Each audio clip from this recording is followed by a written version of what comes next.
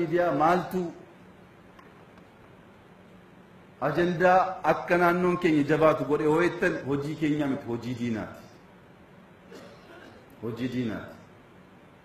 Gaafa nam tokko kee obbolummaa Magarsaa abaawoodha jedhee barreessu Oromoon hin sassaabama. Adversary psychological operation keessatti adversary negative post gochuun qaban garuu hin galleef. Amma warri diinaa abiyyi keenya lammaan keenya jedhee soo barreessan innaas islaash shakka. Gaafa jarra arrabsan tokko ta'a deemaa jechuudha. Jaraaf waan hin galleef nu arrabsaa oolu humna nu sassaabaa oolu. Gaafa humni sassaabbatu immoo inna siirra faa hojjedheen fidedhe. Nu hojjanneen finne jalqabbiin keenya gaariidha. Adeemsi keenya gaariidha. Hojii keenya kan gabbisee furdisee agarsiisaa jiru garuu diina nuyi miti. Nuyi miti. Ishee akka sirreessinuuf akka keessaa ba'uudha dandeenyu leenjii garaagaraa qopheessinee ijoollee naannoo miidiyaa wajjin mari'achaa jirra. Jarris fooyyeessuudhaaf qophaa'insa guddaa qabu. Garuu caasaanis baree hojii guyyaa guyyaa keessattuu arrabaan abaluu akkasii gaafa jettan abaluu sanaaf humna kennaa akka jirtan baruu qabdu. Saayobsiidhaan nama arrabsuu jechuun namichaaf humna kennuu jechuudha.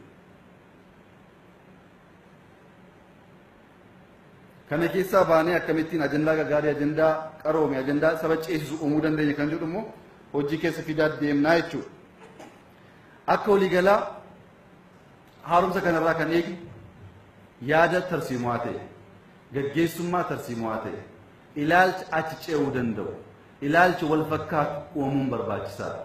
Kana gochuu keessatti isa kaleessaa yeroo abaarrus daangaa isaa hasirreessu. Gaggeessonni kaleessaa dhaabni kaleessaa warra kana kan uume OPDOdha. Warruma arrabsuun sanatti uume jechuudha. Hanqina qabu qabu. Hanqina sana duweel gochuu dhiisneetu akkamittiin keessaa baanee ce'uu dandeenyaaf xiyyeeffannaa gochuu qaba. Yeroo wal geenyu isa har'a jiru faarsuu isa kaleessaa abaaru taanaan eessayyuu ga'uu hin dandeenyu.